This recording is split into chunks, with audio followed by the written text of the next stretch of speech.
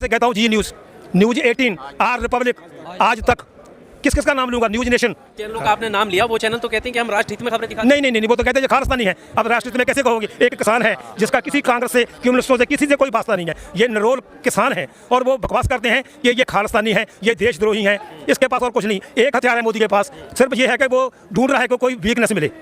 वो देश का प्रधानमंत्री नहीं, वो बीजेपी का प्रधानमंत्री है, वो अडानी अंबानी का प्रधानमंत्री है। नहीं, वो कब कहते हैं? वो कहते हैं मैं प्रधान सेवक हूँ। मैं नहीं, कोई सेवक नहीं है। प्रधान सेवक तो है ही नहीं। वो तो एक लुटेरा बन गया जो लुटेरों के साथ खड़ा हो गया। याद हुआ है, ऐसा निकम्मा और ढीठ प्रधानमंत्री आज तक देश ने देखा नहीं। के लिए तो कुछ नहीं किया उन्होंने, सिर्फ अपनी वोट बैंक बनाई है कि मैं राम मंदिर बना दूंगा तो मेरी वोट बढ़ेगी पंडित भाइयों की। देश का विनाश करने लगा हुआ है। आज तक ऐसा प्रधानमंत्री नहीं आया। नहीं, कुछ हर एक प्रधानमंत्री ने देश का कुछ ना कुछ निर्माण किया है। वो भी प्रधानमंत्री थे जिन्होंने बैंक का राष्ट्रीयकरण किया, रेलवे का राष्ट्रीयकरण किया, लेकिन इस आदमी ने अडानी अंबानी को देश को बेचने का तहैया कर रखा है। इस आदमी ने अपना अब तक जो भी काम किया है, लोगों को बांटने का काम किया है। हिंदू सिख में मुसलमानों को धर्म के आधार पे।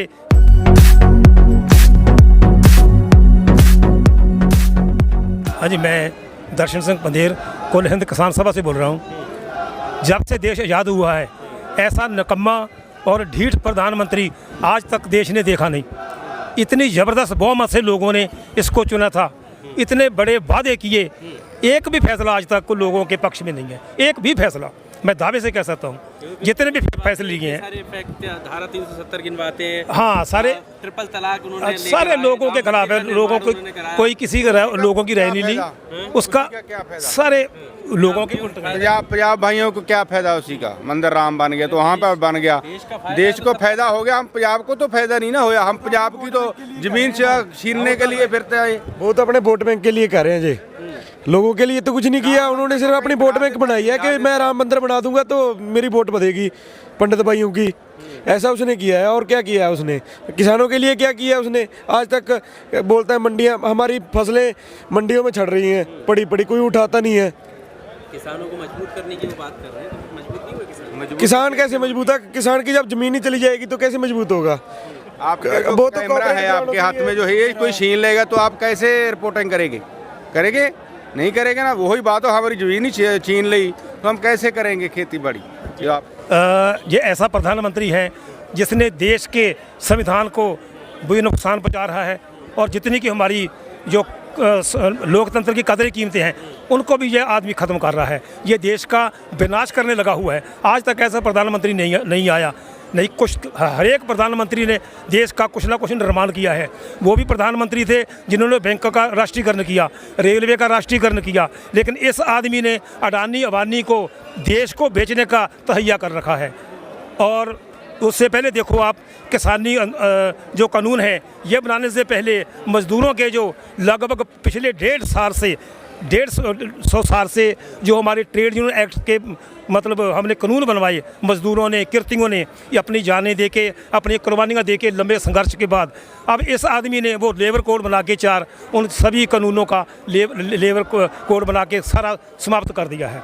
और अब रहता को इसने अभी किसानों के साथ पंगा ले लिया है। ये आदमी बहुत अत का तानाशाह है, इसको ये घमंड है। आप तानाशाही की बात कर रहे हैं। कल प्रधानमंत्री मोदी लाइव थे जब उन्होंने नए संसद भवन के निर्माण की भूमि पूजन हुआ था, तब वो कह रहे थे कि विश्व में भारत को जो है वो माँ के नाम से जाना जाएगा, लोकतंत्र की माँ है ये। और आप इस तानाशाही की बात नहीं, इस आदमी ने अपना अब तक जो भी काम किया है, लोगों को बांटने का काम किया है। हिंदू सिख में मुसलमानों को धर्म के आधार पे, मैंने जैसे पहले कह चुका हूँ कि एक भी इस आदमी ने ऐसा कोई निर्णय नहीं लिया जो लोगों के पक्ष में हो, लोग खुश हो। इतना आप नहीं, ये सब बकवास है, ये सब ड्रामेबाजी है, इसमें कोई बातों में दम नहीं है। अब इसको झुकना पड़ेगा, ठीक है ना। सारे हिंदुस्तान के किसान जो है इकट्ठा हो रहे हैं। ये डू और डाई वाली बात हो गई है। वो भी अपना नक समझता है कि मैं पीछे नहीं हटूंगा, लेकिन किसान भी पीछे नहीं हटेंगे। हमारा जो इतिहास है, पुराना संघर्षों का इतिहास है, ये लामसाल एकता है और ऐतिहासिक संघर्ष है, जिसके जरिए हम ये तीनों कानून, कम से कम ये तीनों कानून वापस करवा के ही हम वापस जाएंगे, उससे पहले नहीं जाएंगे, चाहे हमारी जान भी जाए। किसानों की थी उसमें संशोधन किया गया? नहीं, संशोधन वाला जी ड्रामेबाजी कर रहा है। संशोधन, हम जब कहते हैं कि हमें संशोधन मंजूर ही नहीं है, हम कहते हैं कि इनको आप रद्द करो। हमारी ये मांग है, हम यही अटके हुए हैं, लेकिन सरकार के पास और कुछ नहीं है, सिर्फ एक ही हथियार है जो वो बरतने की कोशिश कर रहे हैं अपने जो चहेते मीडिया है उसकी तरफ से। उसने मीडिया, नेशनल मीडिया, उसमें आप नहीं हैं मुझे नहीं पता, लेकिन नेशनल जो मीडिया है, मेन चैनल हैं, वो उसने खरीदे हुए हैं। पत्रकारिता का एक धर्म है कि वो सच को सच और एक झूठ को झूठ बताए। खबर दिखाने वाली कोई बात नहीं है, मेरी खबर दिखानी ना दिखानी, मैं ये कहता हूँ कि देश को सच दिखाना चाहिए मीडिया को। ये मीडिया का परम धर्म है कि वो सच को सच और झूठ को झूठ दिखाए। लेकिन इस आदमी ने सारे मीडिया पे जो कब्जा कर रखा है, सबसे ज़्यादा ये अनडेमोक्रेटिक प्रोसेस है। से मीडिया को सोचना चाहिए, अपनी ईमानदारी पे चलना चाहिए, नहीं तो वो भी इस मोदी तो भागी बन ही गया, दोषी बन गया, मीडिया को भी आगे जाके दोषी गर्दारना पड़ेगा देश को।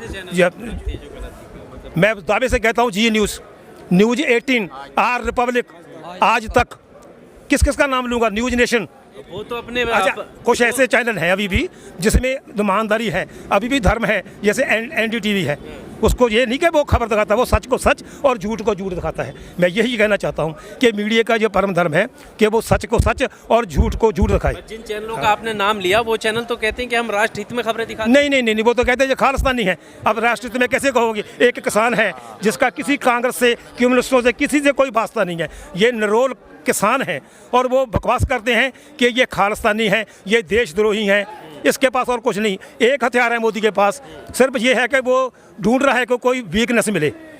अब इतने 10 लाख लोगों से, 1 करोड़ लोगों में से अगर कोई एक आदमी कोई दूसरी बात कर भी देता है तो उसी को वो इशू बना लेता है ताकि जो है संघर्ष में फूट डले। उनके पास और कुछ नहीं है, मैं ये दावे से कहता हूँ।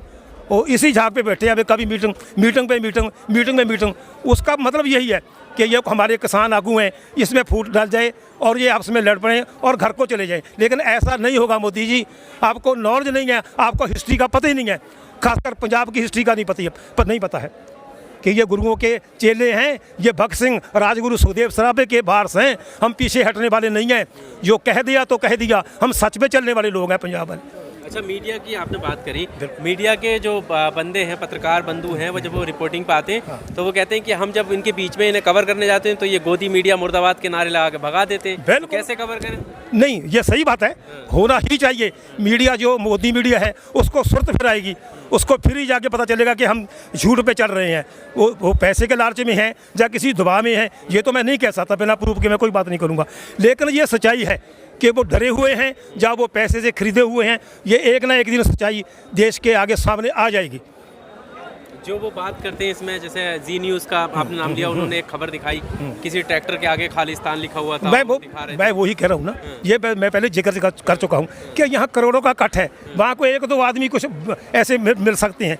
अब उसी को दिखाते रहोगे, जो बाकी करोड़ों लोगों की आवाज़ है उसको आप दिखाओगे नहीं, तो हम उसको मोदी मीडिया गोदी मीडिया नहीं कहेंगे तो क्या कहेंगे?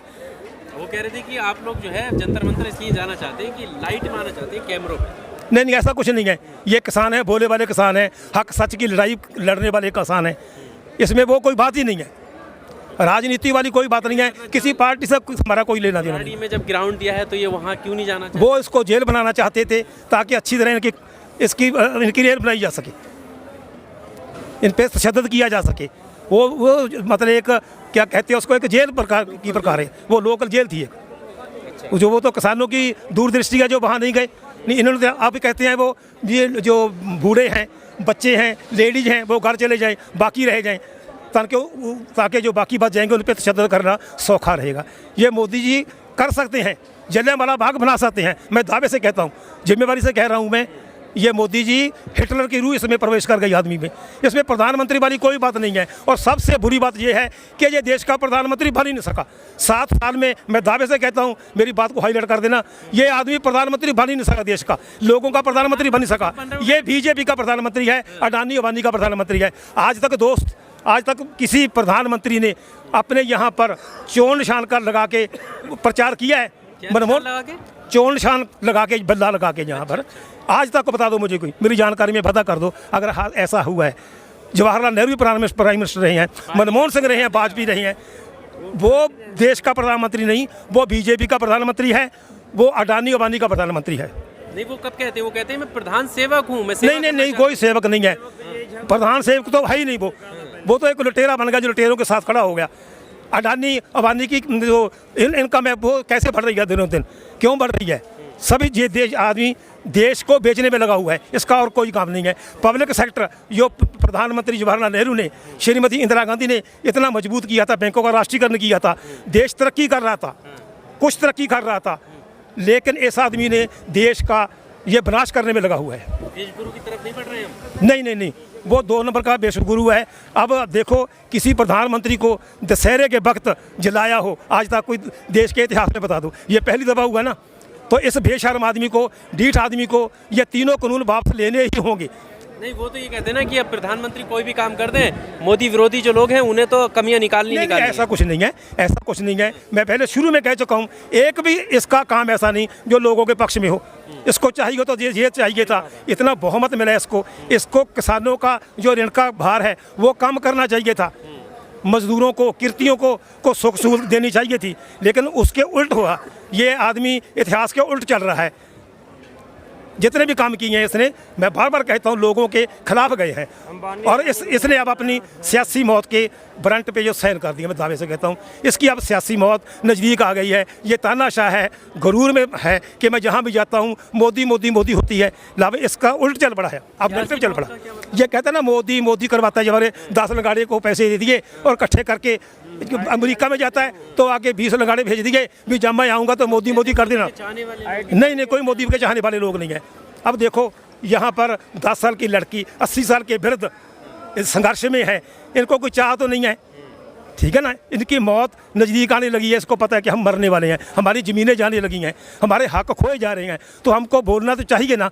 हम पंजाब से हैं, वैसे सारा देश अनखिंचित वाला है, मैं ये नहीं कहता, लेकिन पंजाब के साथ इस आदमी ने पंगा लेके बहुत बुरा कर लिया है। इसने जो भी कमाई की थी अपनी 2 नंबर में मोदी वाली, वो अब इसकी ख़त्म होने जा रही है। अच्छा, आपने अपने वक्तव्य में कई बार अडानी अंबानी का जिक्र किया, क्यों उनका विरोध क्यों है? उनका विरोध मांग रखिए सरकार से। हाँ, ठीक है, बिल्कुल सही बात है, सरकार से मांग तो फिर रखूंगा ना, क्योंकि पीछे अडानी और अंबानी है, पीछे मुकेश अंबानी है, जिसकी इनकम वो सबको पता है कि एशिया में पिछले 10 साल से वो टॉप मोस्ट पे है। गौतम अडानी की इनकम 270 और मुकेश अंबानी जो पहले 9th नंबर में था, अब वो वर्ल्ड में 6th नंबर पे आ गया इस मोदी की बदौलत। इतना पैसा नहीं, बिजनेस तो है, बिजनेस क्यों बढ़ेगा? जब किसी को कुछ सहूलत मिलेगी, जब उसको कह देगा देश लूट लो आप, तो उसकी इनकम बढ़ेगी।